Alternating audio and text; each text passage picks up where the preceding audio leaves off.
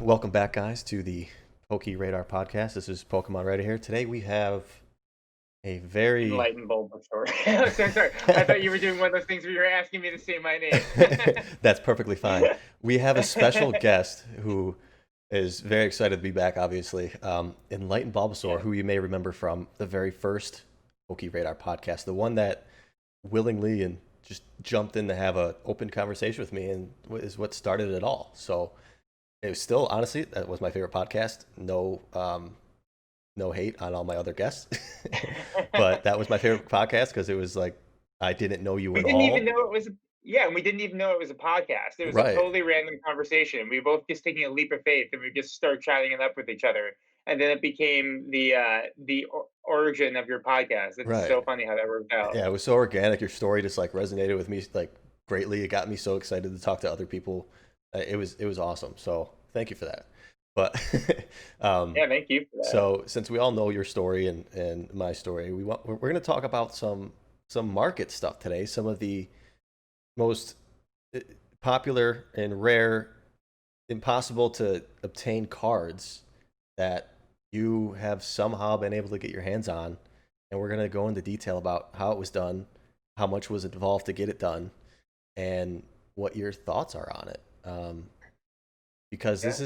this is pretty historic for the hobby. I mean, um, obviously we've seen a lot of price market just increase all around from the price standpoint, from the amount of people in the market, from the interest in new niches of the market, and this is an area that I still think not many people even know about or understand completely. So getting this out there, I think, is going to be quite interesting, and hopefully we get some good feedback on it. Yeah. So before we even get into like the two specific deals, I just to give you some background. You know, I kind of really got back into this hobby in a big way. I would say in 2019, maybe I don't know, like September, October 2019, and I've been following like the market very, very closely ever since. Especially, Watsy stuff, like a lot of the popular old school vintage stuff. Like it's really like following the market on them. Like occasionally buying some things. Um, The nostalgic and then pieces. yeah, yeah, yeah. Like just buying some things I really like, buying some things that I saw some value in, but I'm primarily a collector, not someone who's buying for like for resale value. I like rarely sell. But anyway, so like everyone knows about what's happened to the market in the last few months. It's absolutely exploded since, February, like certainly since March, certainly since the beginning of the pandemic. And you see things like, Neo cards and the E series cards and other things just absolutely, explode in value. Like some of this stuff going up like 10 times what it was a few months earlier. And you know, like while all of this is going on, and I'm like seeing like the prices that some of this stuff is hitting, and as I'm also like watching the value of my own collection balloon, like I keep kind of track of like what I have and like roughly what it is, and like I'm just like seeing my own Pokemon portfolio just absolutely balloon, Hmm. and I'm thinking to myself like it's kind of crazy, and but then at the same time I'm like I still have like I've always wanted, so there are always certain cards I've dreamed of owning. And I'm also like following the prices of these, you know, trophy cards. And I'm realizing that like trophy cards aren't rising as fast as in relation to these set cards. Hmm. And it's getting to the point where it's like it doesn't really make sense. Like why would, something like again, I'm not going after any card in particular. I'm just going to pick a couple of examples. Like, why is like a gold star Rayquaza like selling for $20,000? Or like, A hey, set I card. have this card. Yeah, a set card. Or even like, look, I have a PSA 10 first edition base set Charizard. It'll forever have a special place in my heart, and I do not want to sell mine. It's also part of a complete set, but like, it's a set card. Like, Yeah. why is a set card? worth more than like some of these cards are like actual holy grails of the hobby that have like a few in existence. Right. So that's something I want to get into real quick. I mean, I also want to touch on your view on the market and how you're looking at this too, but I want to talk a little bit about the history of Japanese trophy cards. And I mean, we'll get there obviously, Yeah. but let's dive into that first because I want people that don't know what they are, who should know what they are by listening to S. M. Pratt or really anybody at this point on YouTube that talks about it, um, the importance and historic values of of these cards that we're about to dive into. So, Yeah. um, just to touch on, I mean, I think in our first conversation that we had, we talked about some trophy cards. We talked about the Trophy Kangaskhan Hmm. from the family child event in Japan in 1998. But there are a set number of cards from Japan that are known as trophy cards, and they're extremely limited. They were handed out at special events to the people that went to that event in Japan. The biggest being the Pikachu trophy cards from 1997 and 1998. If you do, how many of each are there? So there are exactly these cards that you're talking about. There was a so there's a gold Pikachu trophy card, a silver Pikachu trophy card, and a bronze Pikachu trophy card. You can also call them like the number one Pikachu, the number two Pikachu, the number three Pikachu. Anyway, so these were cards that were given to tournament winners in Japan, as you said, from 1997 to 1998. They were distributed in a total of three tournaments. Okay. And between all three of those tournaments combined, there were 32 of each placement. Okay. Right. So there was like for the first tournament, there was four of each given out. For the second, there were 14 of each given out. For the third, there were 14 of each given out. So in total, that makes it so that there were 32 of each of these cards. And you are able to distinct the difference based on the text, but that's Yes. something else. But that's not important right now. Yeah, like the yeah, that's something else. But like they're basically the same. They're almost the same card with like a couple of different lines of text. Exactly. Right. Same artwork, same Yep. story behind them, the how they were Yep. awarded, but just at different specific events. Yes. Um, so these are in comparison or comparable to the current trophy cards, full art Pikachu trophy cards that are handed out at Worlds in recent events. Um, Yes. but these were specifically the very first trading card event tournament in Japan before WotC even started printing Pokemon cards because they started in 1999. Yep. So this was a Japan exclusive tournament. I don't know if there were any outsiders involved in it. I would assume it was just Japanese citizens. Oh yeah, it's just Japanese. Yeah. And at the time, like literally Pokemon from 1996, like when the initial Game Boy game came out in February 1996, and between then and when it was transported, the first place it reached overseas was November 1998 in the U.S. when the Game Boy game hit the U.S. Then, for that basically 3-year period, Pokemon was exclusively a Japanese phenomenon. It was not anywhere else. So this Hmm. is non-international event. This is all Japanese kids. Yeah. Yeah. So this is the start. This is the origin story of Pokemon cards. This is the origin story of them being collectible, them being. This is the history of what we're doing, and it's something that like you mentioned before. It just doesn't seem like people are grasping this, the meaning of this. People are looking at the set cards. They're seeing the nostalgia from when they were kids, finding the set cards that are phenomenal. Don't get me wrong. I love these things. Charizard, the Rayquaza Gold Star, all this stuff. But that was available to anybody and everybody. Hmm. These are just extremely limited, extremely rare, historic pieces of our hobby, of our community. Um, so that's something that I've gotten a lot of interest in lately, mostly because talking to you, uh, talking to some other people in the hobby. like that's how, like you said, you started with base set. You got these cards that you Hmm. remember as a kid. Everyone does that same thing. I did that same thing, of kind of going through what I had as a kid, because that's Yeah, yeah. what was most meaningful to me. And I've gotten to the point now. I'm different from you. I sell a lot, and obviously I regret it. Um, but I've had all that. I've just been too lazy to sell, and it's paid off. Yeah, okay, there we go. That makes me feel better. But I've had all that nostalgia go through my hands, and I've gotten my share of it, and I'm happy with what I've dealt with. I'm happy with what I've got to experience, hold on to, buy, sell.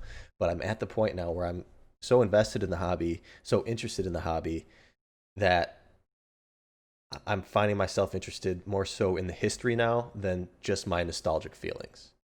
And Yes. it's offering so much more. I've dealt with sealed product most of my time, and it's been great. I've opened a lot of it.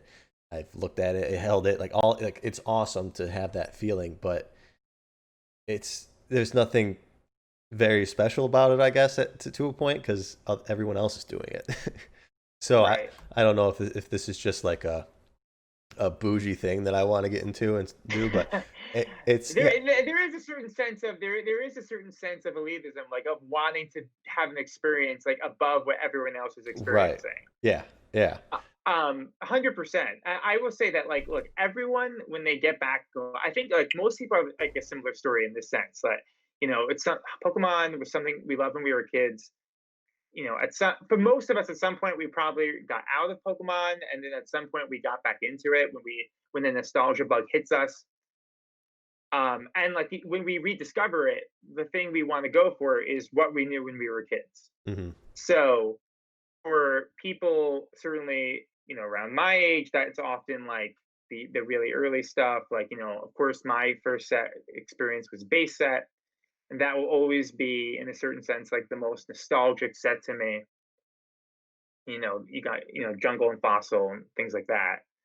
Um, but I think for people who really come to develop, to learn more about this hobby, and who want something more than just like the same experience that everyone else is having. And you start to kind of take a deep dive into the history of the hobby and into the history of the trading cards. And when you really learn about the history, you learn about these historic pieces. And I've heard like I think it was Gary. Everyone knows Gary King Pokemon. and in Pokemon. And he was the opposite for a long time. He was like years ago making the argument that like, oh, people aren't going to go for the old Japanese cards. I would invest in them because people don't have nostalgic value to them because it's Hmm. not what they grew up with, was his argument. Fair And fair I argument. get yeah, I get where he's coming from. You're right. These are not like these legendary trophy cards. They were not the cards I owned as a kid, right? Hmm. But there's something more to it. It's the idea that first of all, these cards like have this incredible, vintage art that like just makes me feel something in my heart. Like it just captures like the spirit of Pokemon during that time. Like even if it wasn't the exact card that I had, there's just something about it. And then it's just this idea of the chase of like this of what do you want to call it, the holy grail, chasing something, chasing like being having the best collection, chasing getting them all. There's like this idea that there's something that you want so badly. And like, okay, maybe when we were kids that was a basic Charizard, right? But then you grow up and everyone can get a basic Charizard. Hmm. But is there still something more out there? Yeah, and And that's the basis of Pokemon too. It's catching them all. So this is just like like chasing the legendary dogs in silver gold version before knowing that there mhm. was a algorithm behind it. But chasing them until you got, until you could catch them, and that's what it's that same feeling of like walking randomly in Route 33 and this thing popping up, and you just get so excited that it's there, and Exactly. most of the Yeah. time you lose the opportunity to catch it. So Exactly. That's very well put. Yeah. yeah, so just being ready for that opportunity when it pops up, and getting a hold of it is one of the greatest feelings that you can have. And yeah, I'm all in on this stuff right now too. Like it's so interesting. I mean, sure you have to be the type of person I think as well to like this stuff and be, have that history bug. Um, I'm always looking up things and like how they work, how they're made, all that stuff. So I think yeah, you definitely have to be a different type of person I think to get into this. Mhm. Um, but yeah, it's so interesting, and it still seems so like unreal. Just it's like a legendary, yeah, it's a legendary Pokemon. We don't know everything about it, but we know enough of its history, its origin, and it's just fun to chase. I mean, just getting in like once someone posts one of these cards online, like in E4, I get messages from Swolepoke or from you or for somebody, and it's like, who's the first one that's gonna get it? you know, so that aspect of too of like kind of competing with friends is fun as well because um, I just got a card that Yep. we'll talk about first because a lot more people know about this card, the Trophy Kangaskhan. It's been Mhm. popular. It's been very popular recently. Um, I think a lot It's of kind of like it. Sorry. Go no, ahead. Go ahead. no, no. You yeah, go ahead. I was just saying it's almost like the Charizard of trophy cards recently, like Yeah, in terms of like its popularity. Like it's not like the rarest trophy card, but it's still damn rare. Don't get me wrong, it's still damn rare, and like people love it. Like it's like a huge chase card for like a lot of people who like get into like the trophy card space. right. It's obtainable to a point. To a And point. yeah, yeah. So I remember we were talking about this on the first podcast. You had a PSA 10.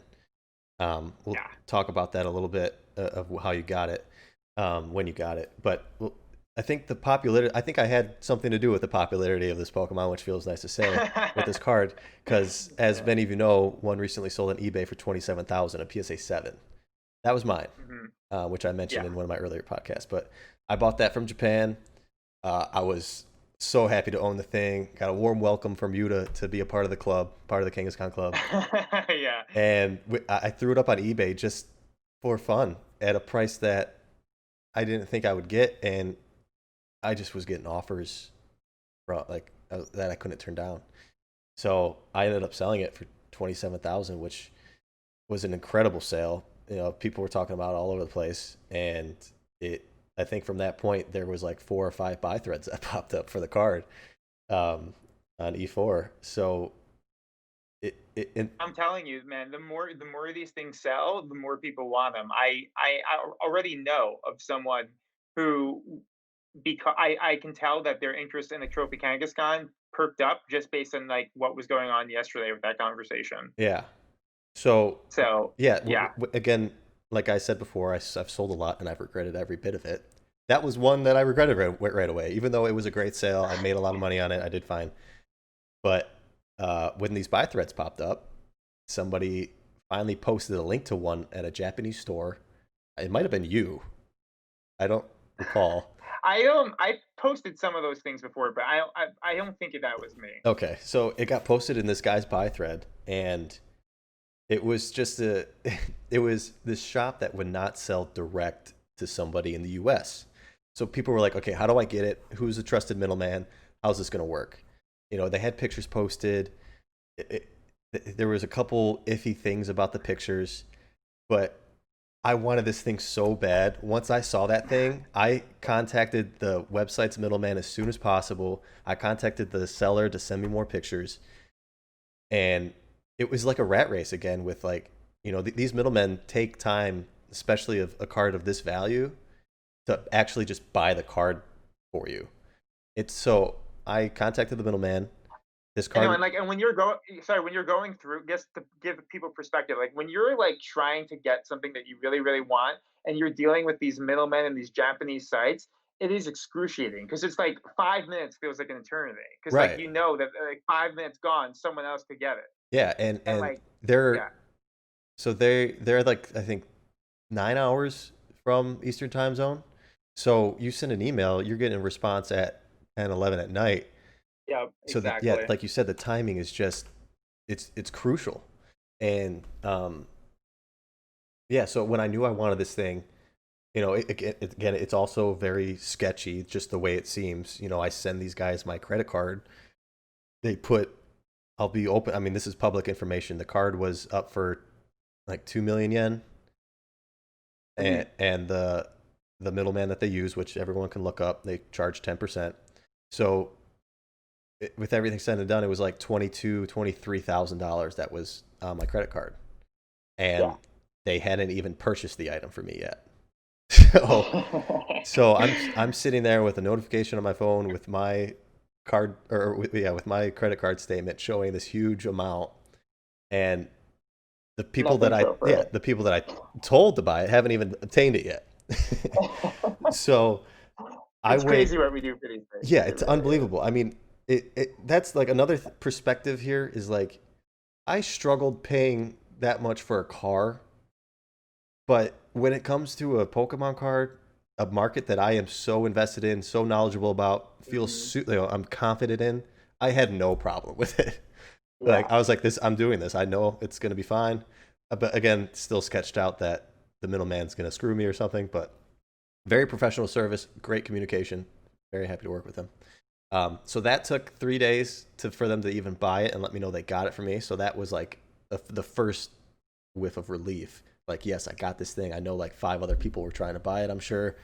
Oh So yeah, you must have been on edge for those 3 days. oh my God, yes, yes. And then it hit me. Like I was, I had that 1 second of relief, and I was like, okay, now I gotta actually get this thing in our insanely sketchy shipping times that we're in with shutdowns and Yes. Oh um, God. so I was like, oh shit, okay, so now I got to do this, and that took a whole week because there was like a holiday in there for Japan in the middle of it, and I was contacting these guys every night, like, what's the status? What's the status? What's the status? I felt kind of bad, but like, this is a lot of money, so, um, but yeah, enough of details on that. I got the card, got the Trophy Kangaskhan. Congrats. Thank you. I'm back in the club. Back in the club. Yeah, I didn't think you wanted to be with us at the the first go around, but I hope you have a longer stay this time. Yes, yes, absolutely. I mean, so, and the other thing is this is a raw one, so it's not graded, which is another huge risk. Um, Yeah. but after getting it, it's beautiful condition, much nicer than I even thought from the pictures. So, yeah, that's a whole nother stress point where I have to possibly ship it to PSA or Beckett and worry about it getting Yeah. there and then making it back to me. Yeah, Uh, it's a whole thing these days to figure out which trip. And now you have CGC. It's like, yeah, yeah, yeah, it can be tough to it's figure out which way to go. it's very stressful. So we got it back. I'm gonna bring it up on the screen here. We got the Trophy Kangaskhan. It's a beautiful card. 46 or so in the PSA pop, give or take. I don't know, 10 for regrades. But this is kind of the entryway into our conversation here. So let's talk about the first big deal, which happens to be the later one. Um, your PSA 10 Kangaskhan. You decided to, Actually, oh yeah, yeah. Let's start with that. Yeah, yeah, yeah, yeah. yeah, you Yeah. decided to sell it, which is also very public information now. But Wait. uh, Can I actually go backwards? Because I also yes, wanted to. There's another card that I got that you haven't mentioned. Also want to talk about the Snap Bulbasaur. okay, yes. Well, I wanted to talk about that one last because to me Okay, you that's know what? Yeah, yeah, yeah. That's fine. Let's do what let's do what you were gonna do. okay because Let's because go yeah, backwards. Okay. because yeah, the history to the snap cards is one of my favorites. Okay. And with the new video game coming out, it'll be interesting to kind of talk about our assumptions. All right. Um, Let's talk about the most recent thing. all Yeah. right, yeah. So let's talk about the Kangaskhan. You sold a PSA 10 Trophy Kangaskhan. What's the pop on that? 12. 12. So there's 12 in the world of, Hmm. honestly, like you said, probably the most popular trophy card today. Um, Now, one thing that this is this the only card that shares that set symbol with the Pika trophies? That is a really good question. I I don't know the answer to that offhand. Actually, Okay. I'd have to look. I'd have to look into that. Well, I'll just show real quick. People looking at the screen here. There's a Pokeball set symbol here, where the normal set symbols go. Um, but this is a unique set symbol that is on very few cards, being the 97, 98 Pika trophies, the Trophy Kangaskhan, and maybe some other random card we don't know. But it's kind of like it's that exclusive stamp that Yeah. that sets these cards apart. So back to your historic sale here of PSA 10 Trophy Kangaskhan. It was valuated at how much? $80,000. $80,000. Congratulations. Yeah. Thank you. So let's talk about just the details of that sale first, because it involves some trade. Um, Yeah. so yeah. Okay. So essentially, yeah, the deal was, first of all, contact with this guy. Um, I made contact with this guy because there was an E4 thread in which he essentially said that he would pay $80,000 for the card. Hmm. Um, but he didn't have all the funds he needed right now. Hmm. And so they're like, okay, this seems interesting. I'm a little skeptical of someone who says they don't have all the money right now. But essentially, after I purchased my trophy Pikachu, I said, you know what, maybe I should sell this trophy Kangaskhan. I reached out to this guy and like I wanted to figure out what was going on. And basically, so the deal was this. The deal was this. I would give him my PSA 10 Trophy Kangaskhan at a valuation of $80,000. In return, he would give me $55,000 to be paid within the next 6 months, Hmm. and he would give me his PSA 4 Trophy Kangaskhan. Hmm. So what we ended up doing was we ended up having a meeting. Gave me this PSA 4 Trophy Kangaskhan, um, which we put a valuation on of $25,000, and he also gave me a PSA 10 Grand Party, which is just a card that I wanted anyway, at a valuation of $1,300. Which I think is underpriced. So if you But count yeah, I agree with that. It's an amazing card for those who don't know. Um, so I basically okay, great. Those two cards are a down payment. Like he understands that he's not getting those cards back. hmm. Like so, and he's extremely motivated to, you know, raise the funds for the $55,000 and within the next 6 months. And the reason I'm confident that there should be no issues is because I know what he has in his collection, He has and some. he's basically like selling it all off. Yeah, he's got some PSA Like, 10 first edition Blanche Charizards. Hit him up. yeah, he's PSA got like 10 first five of edition those. Arcanines. Yeah, Actually, five of let's those. give He him a has shout out. What's his Instagram? Do you know? yeah, I Randy will. Let me Chavez. Randy Chavez. Yeah, Randy. Hold on. Maybe this will help him Chavez out. 5127. Yeah, maybe this. Yeah, Randy Chavez 5127. Yeah, here's some of the cards he's selling. Fantastic. Hopefully that helps out. But yeah, go ahead.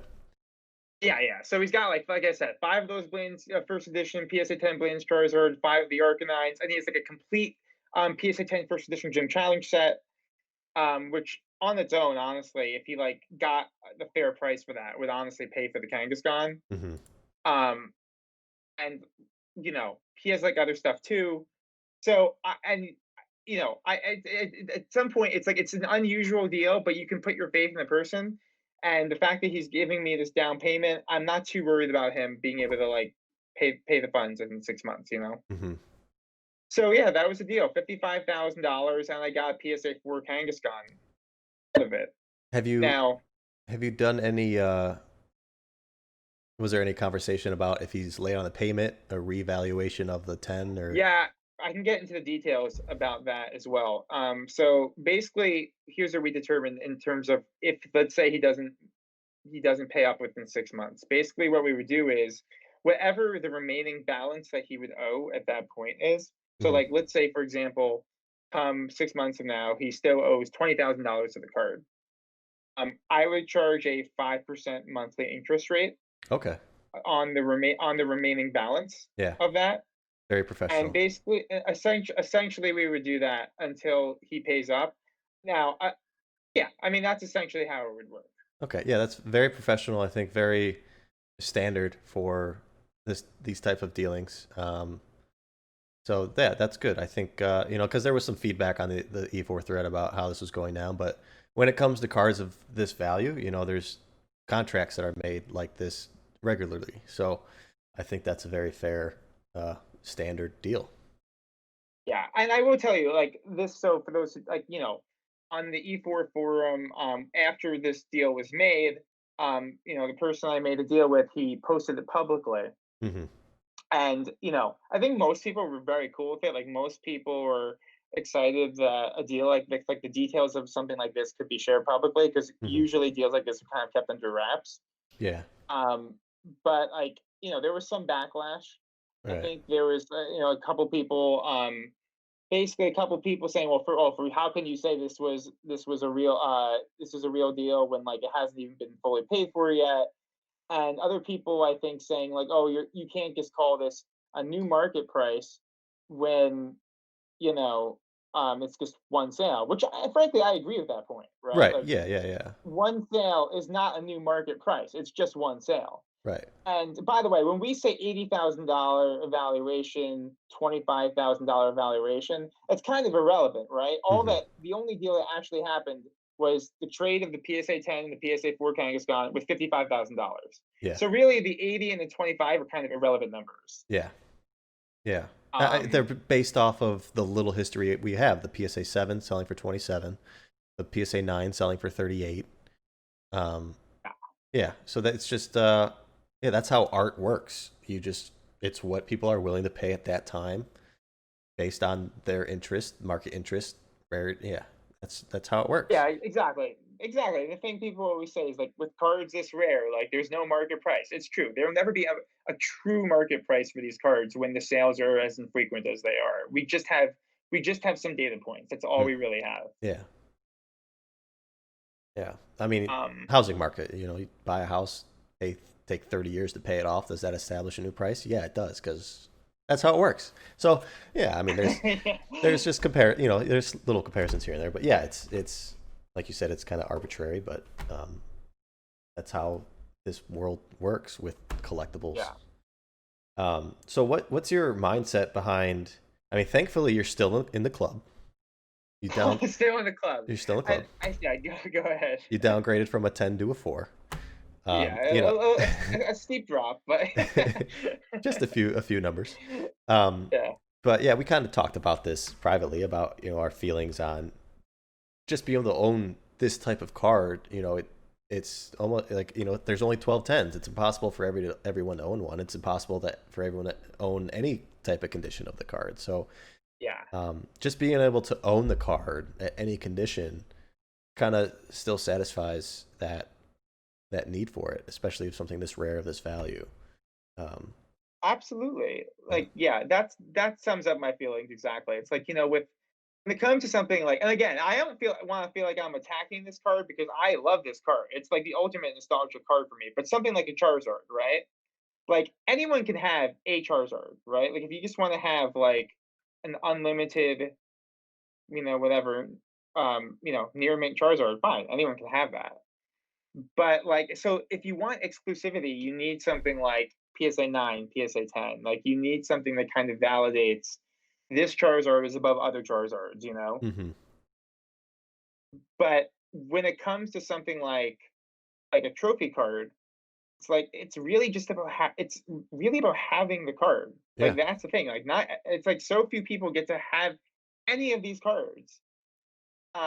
And there's no card like a trophy card like a Trophy Kangaskhan. It's not like there's some other card out there that is like has the reprinted art version. No, like if you want this beautiful Ken Sugimori art, like you need the Trophy Kangaskhan, and there's only like 45 of them out there that have been PSA graded. Hmm. You know, there's not many of these things. So just to just to still have the card, even without the grade, means a lot to me.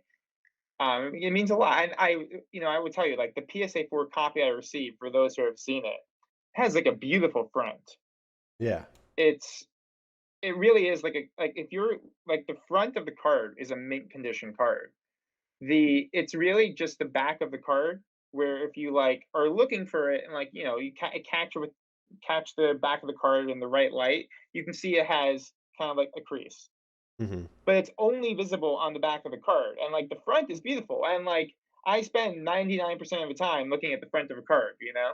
Right. So, Yeah. from the perspective of just, like, having it in my collection, like, I love having that card in my collection, and, It's a beautiful example. I Yeah. haven't it's a beautiful example of the card, like, there's, like I can look at that front of the Kangaskhan and there's not, like, any flaw that would detract from, like, the value I get from, like, that feeling I get from looking at the card. Hmm. I mean, the one thing I might do, I will tell you, is that I might like I've really had a couple people tell me, you should really get this regraded with BGS or CGC. It would probably get a much higher grade. And I'm sure it would. Yeah. I've also thought about like actually just getting like the authentic label from PSA, Yeah. because if it's going to be in my personal collection, I kind of just like I know the front is beautiful. Like I rather just like have like see the authentic at the top of it rather than like a PSA 4, which is kind of like a low number to look at. Right. But Yeah, that makes sense. And I mean, that's, also, just yeah, one little crease is what does that for PSA. If people don't know that, like if you have a crease, it's down yeah, to a 6 minimum or maximum, usually a yeah, 5. So, um, yeah, like you have, it's a PSA 9 front, if not PSA 10, and then a PSA yeah, 4 back, and they just have to go with the lower grade because that's how it works. So, exactly. yeah, I think that's a good plan to get it authenticated. Because yeah, it just the eye appeal to that makes it so much nicer and rewarding. But I mean, that's a stressful thing to do. I don't know how you'll go about Yeah, handling I know. that. That's like, I'm not trying. Like I've gone through enough stress lately that I'm not gonna like send it right away. But like Yeah, eventually, eventually I'll get that done. yeah. So yeah, I mean, the biggest reasoning behind this, and which you mentioned it earlier, was that because you made a huge purchase previously to this, and it just made sense to clear up some funds um, and do that. So yeah, we've mentioned the Pika trophies Hmm. quite a bit here, and as lovely as this Trophy Kangaskhan is, there's a few cards that are just a full leap ahead of it. Not much in between, if Hmm. anything in between.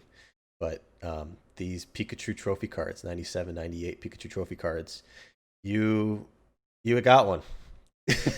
Yes, You got, I still can't believe it. I still can't really believe it. Like it's still kind of surreal to me that I have one of those. and I got one though. I got a number one gold trophy Pikachu.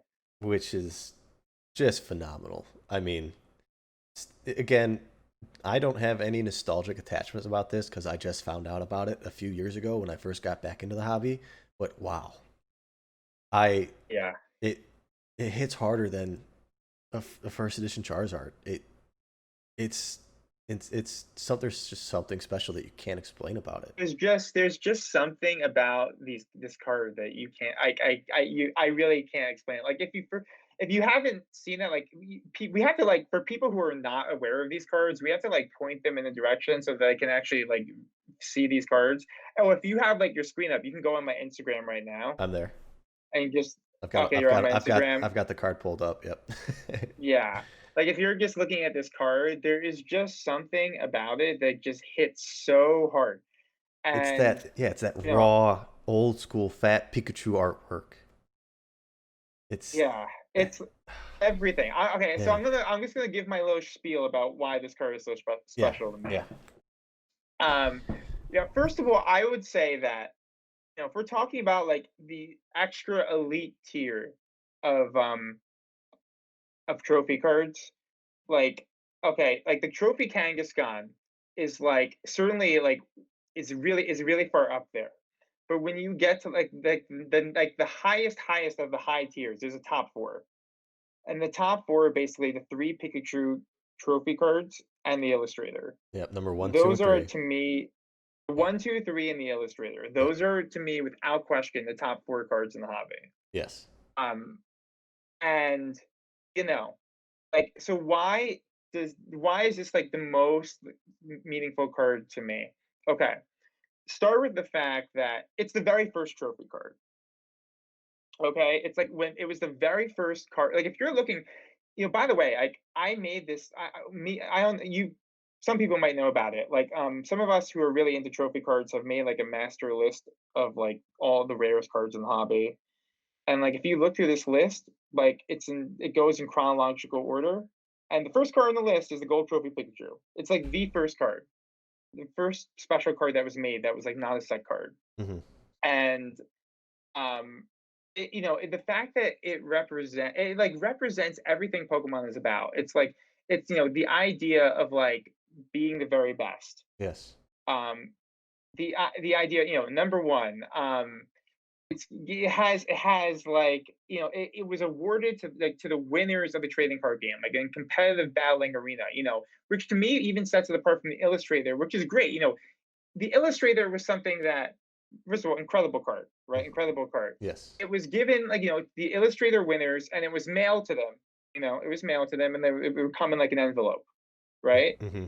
These trophy Pikachu cards were given in person to the people who won the original big tournaments in Japan. Like it was presented as a trophy in a trophy case. The best trading card game player. This is the Lance of the Elite Four. You won. You beat these guys, and here's your trophy. That's what this Yeah, is. exactly. It's beating the Elite Four, and then you beat Gary, Yes. and and then you get this. It's like it just has that. It just captures that feeling of like the ultimate victory. And I know, and by the way, all the Trophy Pikachu cards, amazing, right? And I know a lot of people have love for the number three, which they all have adorable, incredible, nostalgic artwork. And I know a lot of people also love the number three. But to me, the number one is always just been a step above. It's just like this feeling of like just victory. Right.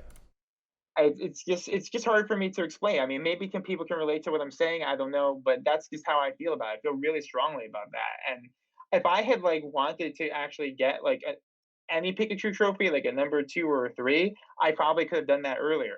But I specifically waited to get the number one. It's just the card I always wanted.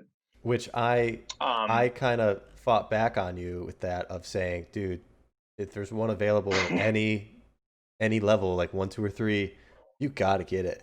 But you, I'm showing off the number two and number three right now. People like the number three yeah, just yeah, because of yeah. the cute little, or the number two? No, the number three. The cute little People, smile. I Just, think a lot of people love the number three. A lot of people love the number three. yeah, just the look of the artwork. Um, I mean, it's a beautiful card. yeah, I yeah, really do. but you're Don't right. don't Number one just stands above all because it's number one. That's what it is. That's how it works. Yeah. Yeah, I love the artwork too. Like I just think it's like such a silly, goofy, happy, fat Pikachu. yeah. It's like just like the pure joy in that little fat Pikachu's face. Hmm. Yeah. Um, but yeah, you were actually so there were a couple auctions publicly on Mandrake, the popular Japanese store, Hmm. that you were taking a part in. Um, Yes. what were you bidding on just one or two of the auctions? I bid on both. I bid on both. So what were they auctioning off? So okay, so there were two, as you said. Like, first of all, wait, can we take one Yes. step back from that? Yeah. So go back to late 2019. I It was around that time when the whole spiel I just made about why I had to have a number one trophy Pikachu. I kind of have had I really made a determination. All right, I have to go for this card in like 2019. Like I guess like I have to go. This is like the peak for me. I'm gonna do whatever it takes to get this card. And I in that time there was one card that I felt there was one copy available that was seemed realistically obtainable because it was on eBay. Okay, the guy's name is he's on E4, he's Fazul. Hmm. Um he's also like Gagnac on Instagram, but he had this PSA 7 copy available. Beautiful PSA 7 copy, by the way. We can get into why it's only a PSA 7 in a bit, but like it's gorgeous card. And we were in serious negotiations, and big bottom line is like I got up to like he kept kind of like it felt like he was like moving the needle. Like I got up to like $40,000 plus like a bunch of bunch of other extras, like cards that I would throw in, but he ultimately just said, "Forget it, like, I'm getting higher offers, I'm sorry, but it's not gonna work out." Hmm. And I kinda like so I kind of just let it go for a while. And I said, "Well, then maybe eventually, like, I'll be able to find a copy that pops up in Japan or something." Um, Bottom line is that, go back a couple weeks ago, and as you said, there were these 2 Mandarake auctions available for, 2 gold trophy Pikachus in their original cases, Yes. and I was determined to get one of these cards. I was absolutely determined. And honestly, I was thinking, "Alright, maybe I can see myself I maybe I'll go up to, like, $70,000 here," is what I was thinking, and, like, I think if I get over that, like, I hopefully should be able to get one of these 2 cards. But it did not work out that way. Um, Basically, it went up to, like, the first one, by the way, was a really nice example, and it also came with, some of the extra stuff from the original tournament, like, there's, like, a hat that was also given out. Oh yeah. There's, like, a T-shirt and a hat and, like, some other extras like that. Hmm. It was also included. But anyway, the first one ended at, like, um let's just say that, like, after you count the house auction fee, it was about $87,000 or Oof. $88,000 or something. Wow. And then the second one, which didn't even come with that all the extra stuff or whatever it's worth, ended up around the same, like 85,000. Now I would tell you that for the first auction, I was actually the second highest bidder. Hmm. So it was pretty crushing to lose that. And for the second one, I think I got my max bid up to like 70,000, but then even like there was like several other bidders who were also at that point like trying to bid Yeah. higher. Yeah. And that also so like it closed for like, 85,000 dollars. And I know by the way that the person who won the second auction, I'm comfortable saying this because he posted it on Instagram, so I know it's not a secret. The person who won the second one, he's someone by the name of Motion, or his only collectibles on Instagram, Oh yeah. and he's like a big time. He's like, everyone knows the rest in Prats, right? But like this Hmm. guy, he has a lot of stuff, and he always has. And this guy, I'm telling you, if he's spending 85,000 of his own money, and he's a lot of experience in this. This is a guy who thinks that this card's gonna be worth a lot more, that he's gonna be able to sell for a lot more eventually. Yeah. Um, I guarantee you that. So anyway, I was pretty crushed to lose those 2 auctions, And we were talking about that. You were and just like, I just can't catch a break. Like this is the second, third time that it's gone through my hands, and you went above a little bit than what you wanted to, and it just didn't happen. yeah. So at this point, yeah, at that point, I was kinda bitter about it, but I just wanted the card so badly. So I reached out to anyway, I ended up reaching out to the guy who, tried to negotiate with late last year. From the PSA He 7. still had his yeah, the PSA 7, and he still had his card on eBay. He had, raised the, price to 450,000 with, like, a best offer option. Obviously, like, not going for 450,000, but, Right. like so, I basically, like, I'm not messing around, like, I'm not messing around with this. I'm just gonna make him, like I'm just gonna try to really just blow him away from the offer. I think my initial offer to him was like 70,000, and he was like, "Nah, that's not gonna get it done."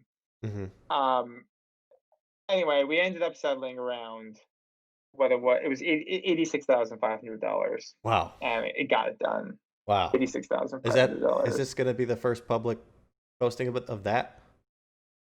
I Of think publicly, yeah. Okay. I've mentioned it to a few people in Yeah. private, but Yeah. yeah, 86,500. And yeah, like we said before, the grade of the card is irrelevant.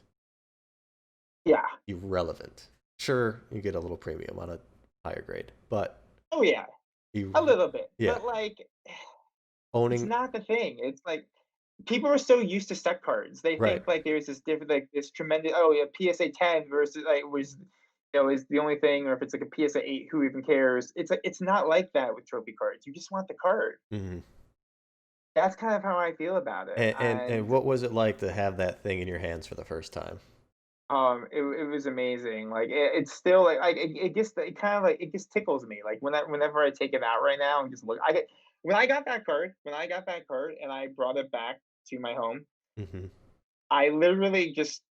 Fortunately, my girlfriend, soon to be fiance, wasn't there at the moment, and Fortunately. I just took this thing, onto onto my balcony, and I just looked at it for like 10 minutes, just in awe. Like I am not making that up. That's what I did Like with I this was just Kangaskhan, so I completely understand it.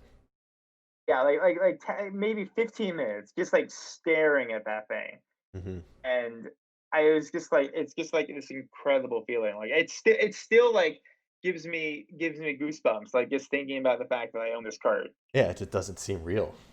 I mean, just the fact that I know you, I'm talking to you about it is makes me excited. Like, I want to drive to wherever you live.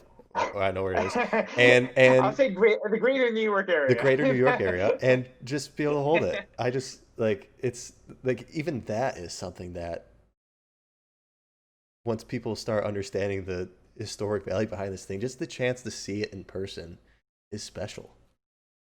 And you own one. I own one. So I own one, man. looking, congratulations. Thank you. I'm very happy for you, by the way. Extremely, Thank you. extremely jealous too. I know jealousy is an ugly trait, but how can you not be jealous of this? So it's unbelievable. I mean, Yeah. I'm going after one now too. So goodbye to my collection. I'm Yeah. gonna get one of these. Man, I would love for you to join this club, man. Trophy Kangaskhan Club, awesome. Oh my god, I'd love to have you in this club. That'd be so cool. It's exclusive meetups annually, guys. Secret locations. Top super secret, yeah. But just to a little bit more detail about the card, you can see on the card here specifically. So it's the PSA 7, but you can see on the text here there's a number 1, which means it was handed out. Well, you can explain it. You know it better than me. Well, actually, like, okay, so the way you tell the cards apart, you can if you actually like look at the Bulbapedia page for the number one trophy card, it will give you a translation of what it says. I can actually pull it up. Give me a second. Yeah, well, it didn't pop up. 1 second.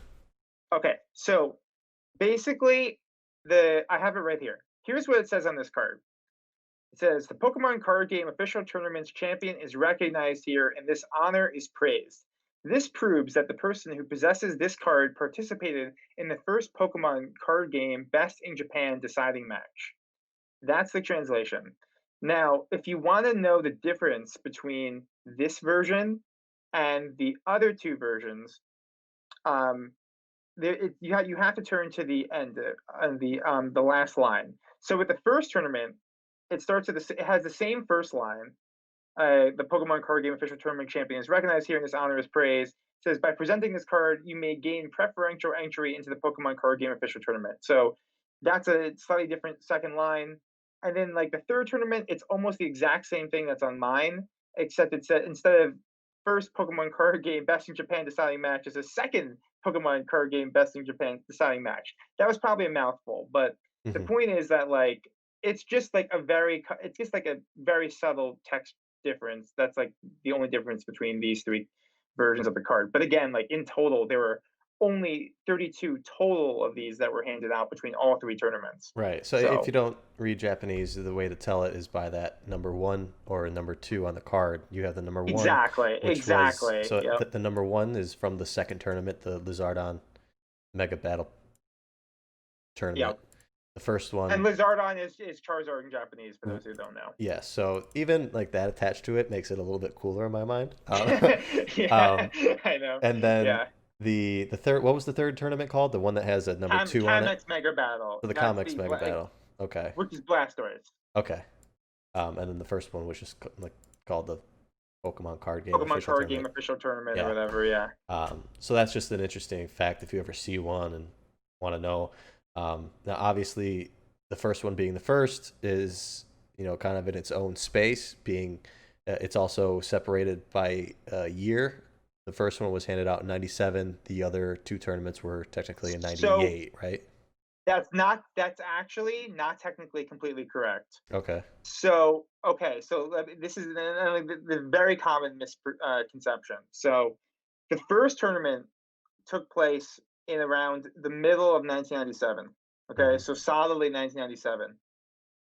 The second tournament was distributed. I'm sorry, the third. Let's jump to the third tournament. That was distributed in 1998, completely 1998. Hmm.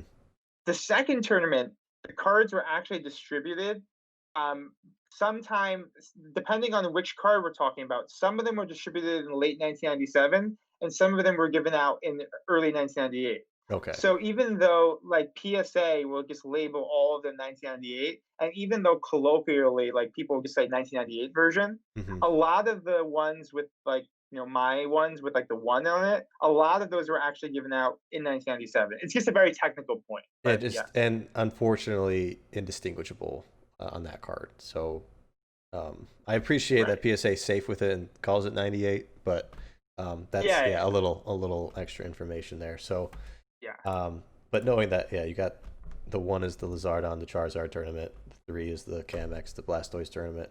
Um, but yeah, so you mentioned earlier in the first tournament there was only four of each copy, so Yes. that's kind of its own rarity within this little niche of cards, and then the other two had 14 of each. Yes, indeed. Yeah. Although I'll give an interesting point. An interesting, of course, like if the copies from the first tournament will always have that little bit extra. The fact that it was the very first tournament. Hmm. I will tell you that it's interesting when you look at the PSA population. It's kind of a little bit surprising because as I mentioned before, the official distribution was four given out in the first tournament, 14 in the second, and 14 in the third. But if you look at the PSA population, the population, like for example, for the gold trophy Pikachu and also for the silver and the bronze, for the first one, is like four. So if you're looking at that, it's like all four have been graded, which is kind of interesting, I think. Yeah. And then like the populations for the others are like or only if you combine the second and third tournament, they're only like between four and six graded of Right. each. Yeah. So it's kind of interesting that like the PSA numbers are like closer than you would expect. Hmm. But anyway, Yeah. So $86,500 for a number one Pikachu trophy. $80,000 sold PSA 10 Trophy Kangaskhan. You also made another purchase recently, so you broke the 100,000 mark yeah, in the matter of a couple months or one yeah, month. yeah, I don't know what the time frame was. Um, yeah. I'd say within like a month and a half, uh, spent about over 100,000. Yeah, that is true. so we saw a month, like a year ago, Gary do a whole $100,000 deal of a bunch of PSA 10 Charizards. Here's two cards for $100,000 together themselves. So this next card, which I wanted to talk about last because this one's on like it's on its own planet. To be honest, these like no one knows about, doesn't think it like it's something that doesn't seem real. It's something that some of the cards from this subset have not even appeared publicly and are probably gone Mhm. forever. Um, do you, I mean, I know very little about this. I haven't done much research myself, but um, back in Japan when Pokemon Snap came out, they held a event publicly for the children out there or the people playing the game to submit their pictures that they took in the video game. If you're not familiar with Pokemon Snap, you should be, or you shouldn't be listening to this podcast. Uh, but they would send in a photo from that they took from the game, correct? And Yes. I don't know. I don't know if anyone knows how they rated these or picked the best ones or how many were sent in, but they selected how many winners? 10. 10 winners of 10 different distinct Pokemon, Mhm. and those winners were awarded 20 copies of their photo on a Pokemon card, officially released Yes. by Pokemon, official cards. But Mhm. these 20 copies were handed directly or mailed directly to one single person. Correct. These Pokemon were, I'm gonna be way off, Articuno, Pikachu, Bulbasaur, Charmander, Gyarados, Magikarp, Chansey, I think mm, Squirtle, if you didn't mention him. Squirtle, Coughing. Coughing, yeah. I think maybe mention them all. That's 9. I'm counting on my fingers. Oh man, now you're making me want to look it up. Um, Mm, Vulpix? No. no, not Vulpix. Did you mention? Yeah, I'm just gonna say Magikarp, Gyarados, Pikachu, Coughing, Charmander, Squirtle, Articuno, Chansey, Bulbasaur. Did you mention Bulbasaur? Poliwag. Poliwag. That's the last one. Poliwag. Okay, okay, So yeah, Poliwag, the Poliwag. lame Pokemon we don't remember. Um, Still a great card. Um, It is a great card. so yeah, again, 20 copies awarded to the winners, and we assume an archive copy for each one, and maybe a couple extra. Pokeno. Um, Yeah, and shout out to Pokemon. I mean, throughout the time that I found out about these cards, I loved Pokemon Snap. I played it sometime in college with some friends. We Me beat it. too.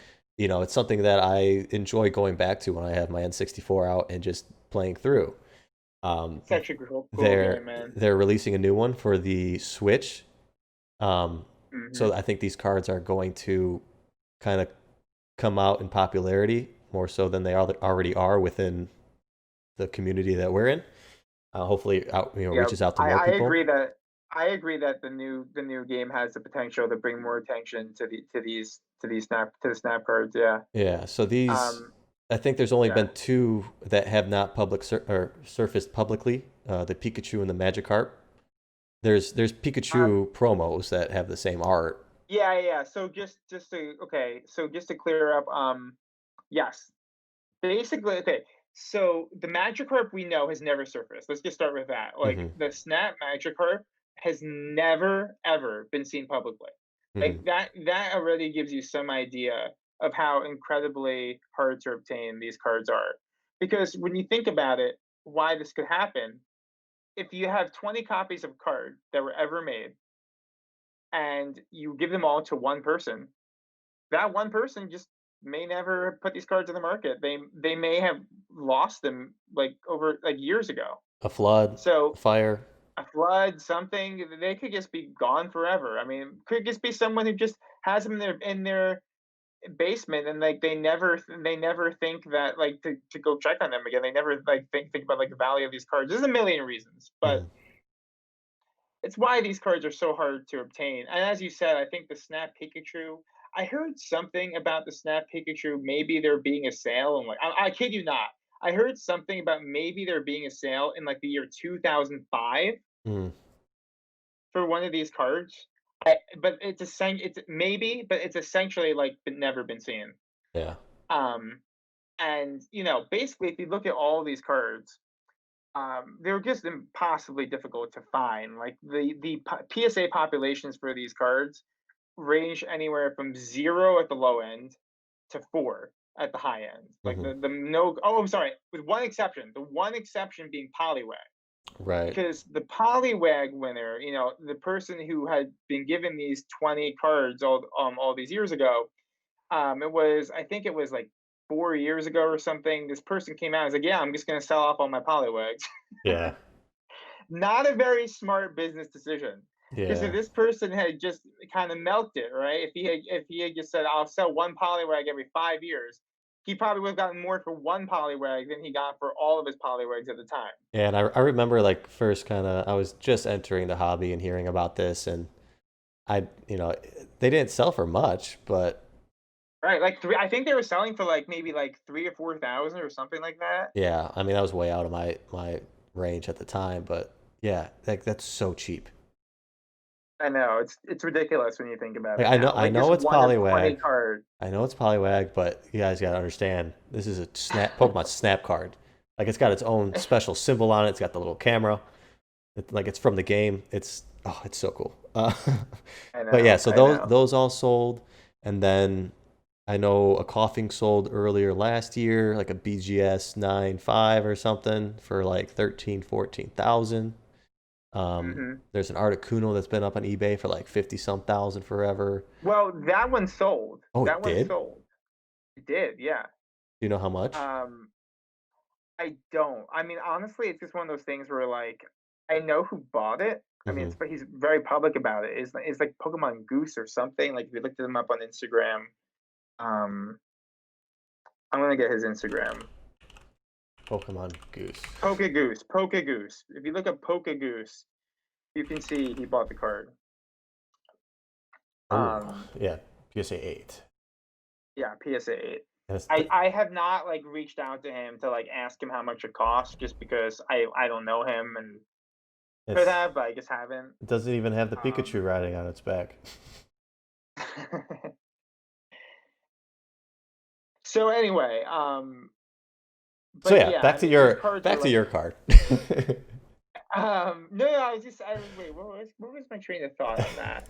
Okay, you know what, whatever. Just go ahead. Just go ahead. I kind of lost my train of thought anyway. No, yeah. So yeah, just the history of these cards. They're super rare. They're so cool. There's so much nostalgic attachment to it. I Oh, I just wanted to say, No one's. sorry. I just Oh wanted yeah. to say, I guess follow up. Okay, I guess I wanted to think because I do know that for example, a BGS 9 Chansey, a few months ago sold for $20,000. Oh. Quack Chansey, Oh yeah, Quachancy. is the owner of that card. Quack Yep. Chansey. The Chansey Um, collector. Gotta have him on. the Chansey collector has to have his Chansey. I'm the Bulbasaur collector. Have to have my Bulbasaur. Yep. So no one's ever Anyway, gonna have a so complete set of these. It's just not gonna happen. it's I mean it's almost impossible. Like Yeah. you would need to have like two cards that like no one has, which are like the Pikachu and the Magikarp, Hmm. and then like you would have to get the other eight, which are also like incredible. They're like literally a few copies of each of these that are in circulation in the world that Right. are known. That okay, so like for example, let's just get this out there. The only reason that we even have any of these things to go around at all for the most part is because of archived copies. Yes. So, for those who don't know, there's like this guy, there's a seller. He's become infamous over the last 3 years. Picono or Pocono, however you want to say it. And this guy basically just came out of nowhere, and he's selling off some of like the most significant cards in the hobby. Like he recently sold off a Illustrator card for $250,000. Bunch of articles out there. Um, yeah, a bunch of articles out there on that. I mean, like this is basically a guy who worked for the Pokemon Company. According to some research that I've come across, it seems like he was probably actually a very significant person. He was probably one of the four or people who was most involved in the creation of the Pokemon trading card game. From a business standpoint, So right? Not from a artistic. from the I think it's a good I think from the actual like how the game was made Oh, perspective. so like design. Oh, okay. So card design. Okay. Yeah, that's what I've come across. Like I came across a couple of sources on that. Okay. But anyway, so this guy has all these archived copies of these like of a lot of legendary cards. Um, and like we know, like for example, if anyone knows what the Silver Bible is, it's basically this book that has like pictures of all the early Pokemon cards that were ever printed. And some of the copies that were used in the book actually were his copies. Like in the last couple of years, he put them on the market. Oh, those are the same copies, and we know those are the same copies because they have the same cut, they have the same hollow pattern, they're the same cards. Hmm. So is this guy with archive copies, and we don't know exactly how many he has, right, of each card, but we know he has some clearly. And the only reason that some of these snap cards exist on the market at all is because of him. Yes. So, like that's the case with the Bulbasaur, for example. The Bulbasaur card I purchased, there's never been a copy that has surfaced from the person who won the original Bulbasaur. If you want a Bulbasaur card, there's about 4 or 5 of them that are known in the world, including the one I recently purchased, and they've all come from him. So this has obviously been a card that's been on your radar, your Pokemon radar, if I will, Yes, for quite some time. I would assume being Enlightened Bulbasaur, right? yes. Oh, Um, 100%. As soon as I found out this card existed a number of years ago, I knew it was always like a card I had to have. yeah. So what? How did you get it? Did it popped Okay. up? Yeah, tell us about that. So it's kind of random. Like a few, I mean, I knew I always wanted this card, but like at some point a few months ago, all right, like I need to find out a way to get this card. I started poking around. I made like one of those pointless buy, like a pointless buy thread E4. Hey, I'll pay you $20,000 plus for a Bulbasaur. Someone give it to me, even though there's only like two people in the world who have one. I'm hoping that like one of the two people sees this thread. It was kind of just an act of desperation. Yeah. But believe it or not, doing that actually helped me get the card. How so? Because because everyone knows I want the Snap Bulbasaur. I'm telling you, oh, do you have a Snap? Do you know someone who has a Snap Bulbasaur? I'm going around. I'm asking around. It kind of, people know it's a card that I want. So then, and one day randomly on Discord, someone from the E4 community reaches out to me. Apologies to this person. I actually can't remember his username off the top of my head, Oof. but he reaches out to me. I know. I'm sorry. I'm really sorry, man. I'm really sorry. But he reaches out to me and he posts this listing on Zen Market for a Snap Bulbasaur. Hmm. So at the time, it's actually being offered for a little over 15,000, like $15,500. And but here's the thing: it is not available on Yahoo Japan. It is not available on Mandarake or Mercury or whatever. It is just on Zen Market. It is exclusively on Zen Market Plus. At this time, a couple of months ago, there was no such thing as a Pokemon card on Zen Market Plus. Literally, no, you can talk to the top people in the hobby. No one is buying cards from this new service that they have, Zen Market Plus. And then all of a sudden, there is this Snap Bulbasaur. This guy who's selling it has a username Pokemon Mania. He has no feedback. He has no feedback. Okay. So this is I don't even at the time I don't even know it's Pocono or anything. I'm like, this is weird. Like this is just like a completely random listing on Zen Market Plus, which no one uses, and this guy with no feedback apparently has a Snap Bulbasaur. Sketchy. So I'm desperate, yeah, sketchy. I'm desperately trying to figure out what the deal with this card is. But and like at the time, it's like there's a couple of days where this card is super off the radar. Like no one is talking about it. It is not showing.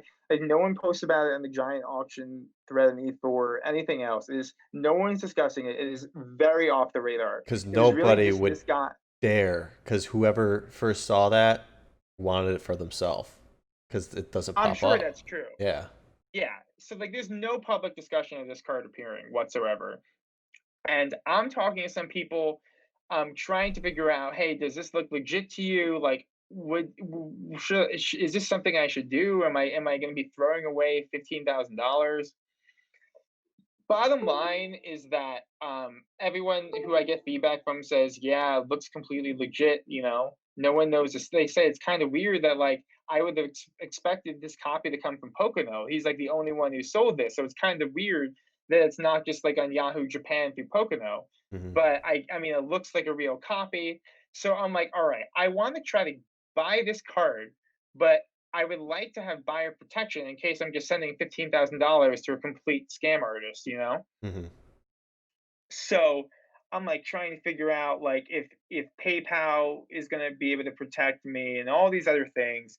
But bottom line is I kind of just take a leap of faith and I'm like, all right, I have to get this card. So then here's what happens. I'm dealing with Zen Market and like I'm trying to buy this card for $15,500.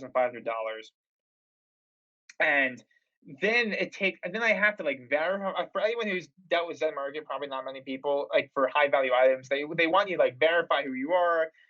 There's this very long process and communication is painfully slow.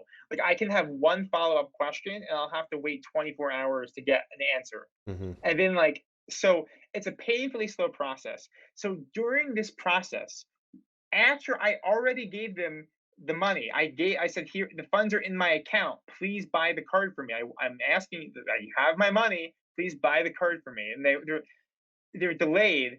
While this is happening, while I'm desperately waiting for them to buy the card for me, the card gets pulled on Zen Market, and I'm crushed. I'm completely crushed. I'm like, oh, this is not meant to be. It was kind of like with the Pikachu. It's not meant to be. I'm devastated about this. Then what happens is, a few hours later, the same card with the same listing reappears on Pocono's Yahoo Japan account with the same pictures and everything. Okay? Hmm. So I'm like, shit, it was Pocono all along. One thing that sucks, he raised the in between that, he raised the price by $5,000. Okay. So so I would have been able to actually get it $5,000 cheaper, Hmm. because Zen Market was slow to act. I just had to pay up an extra $5,000. So you were able to buy it So through Yahoo Japan through Zen Market? correct, because I Okay. already had the funds in the Zen Market account, and at that point, I was able to buy it through Yahoo Japan. By Okay. the way, I'll give you a side note on this. It was that story of me that figuring out that this Zen Market account, Pokemon Mania, I was obviously, for the reasons I just told you, able to figure out that Pokemon Mania was actually Pocono's account. Hmm. It was that story I posted about when the Illustrator came up on Zen Market Oh, that's right. a couple of weeks later. I was the one who posted about it. I said, "Hey guys, this Illustrator listing might look weird, but I happen to know that it's Poconos." Okay. That was And okay. it was Yeah. my and it was my story of explaining how I knew it was Pocono that actually led the guy who ended up paying $250,000 to the Illustrator. He said that the reason he felt confident in buying it was because of my information. Okay. That's pretty So big. that's just some extra background there. Yeah. Which we all know. Yeah. Someone in our community that we talk with Y- got it safely. Yeah. Went through a stressful Yep. amount of Shadow time, like we Lugia talked on about. E4. Shadow Lugia. Yes. Yeah. Oh, Shadow Lugia on E4. I think he's like AC Pokemart on Instagram or something. And yeah, he said he went through like this. He had like a similar experience of going through like this incredibly stressful process for a couple of Hmm. weeks with Zen Market. Yeah. So Yeah. yeah. All right. So And now I have the Snap Bulbasaur. 106,000 dollars later, you've got two of the most iconic rare cards that anyone can own. And I Yep. mean, I'm just gonna throw this out there, and it's useless information, but that Pikachu is a $250,000 card today. I don't care what anyone says. Oh, I agree. It's been hovering, I think, around that kind of price point for a while, and like we said before, there hasn't really been an adjustment period like there has been for all these set cards. And I mean, it makes sense because it's less known. There's a smaller buyer market, but it just doesn't make sense that it's so close to some other certain set cards. So It really doesn't. yeah, I think they're highly undervalued. There's Like, would you rather like put it this way? Would you rather have like two Neo Destiny booster boxes plus like one PSA plus like maybe like a couple PSA 10 set cards, or would you rather have like a trophy Pikachu that like only a few people have ever held in their hands? yeah, I mean, from a flipper standpoint, I'd want the liquid stuff. From a Right, right, from a right. from a logical collector or investor standpoint, it's a no-brainer going with the Pikachu. So that thing is just, it's got so much room to grow, so much Oh my god, yeah. potential, and but there's no monetary value that can take away that feeling of being able to own one. I mean, I'm sure at some point you'll sell it because it'll hit this crazy price point. It would have to be. I'll be honest with you right now, man. I'm not going to say that there could be no situation which I sell it, but it would have to. It would have to hit like a crazy price point for me to ever sell that card. Yeah, yeah. Like I will keep the value of that hidden from my future wife. Like, I don't care. Believe me, we're fine anyway. But I'm just Yeah, saying, like, it would have to be like a crazy amount for me yeah, to ever part with that card. yeah.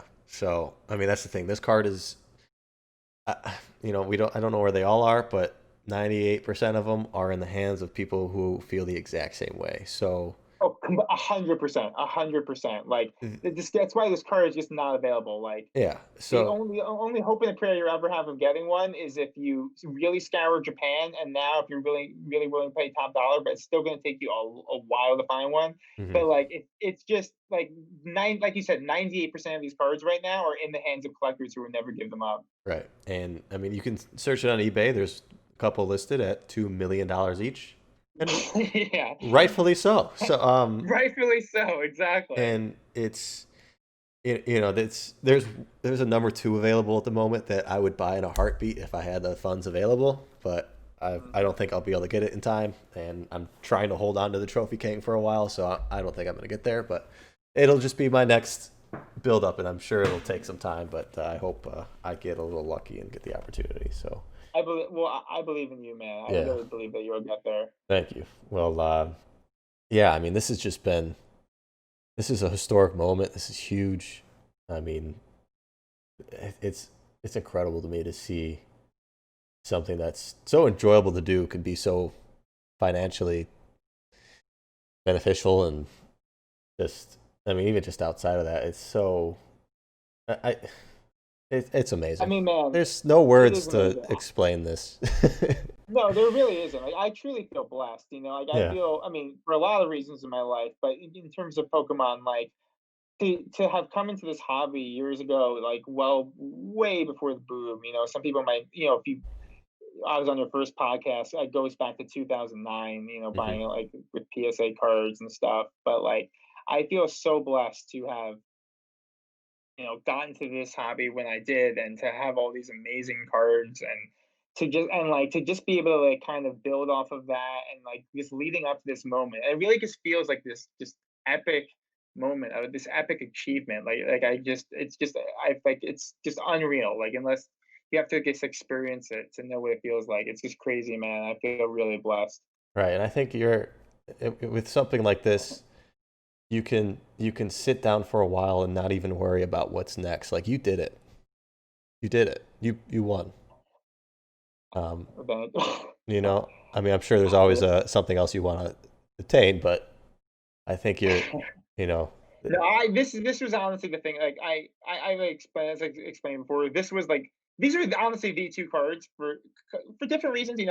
One because I consider it to be like the card I wanted in the hobby, and the other just because I like Bulbasaur, and I wanted like the rarest Bulbasaur card. But mhm. these were like literally like the two cards I wanted the most. So like I really can't get higher than this. So Yeah, like you said, like there's always something more out there. Like it never really ends, but it's just like it doesn't get high. It doesn't get higher than this. It's like top of the mountain for me. all right. That's the curse of being a collector. But Yeah, yeah, dude. I mean, congratulations. Hopefully, I can meet up with you someday and get the opportunity to look at these cards in person and absolutely, man. appreciate Yeah, them for what they are. And yeah.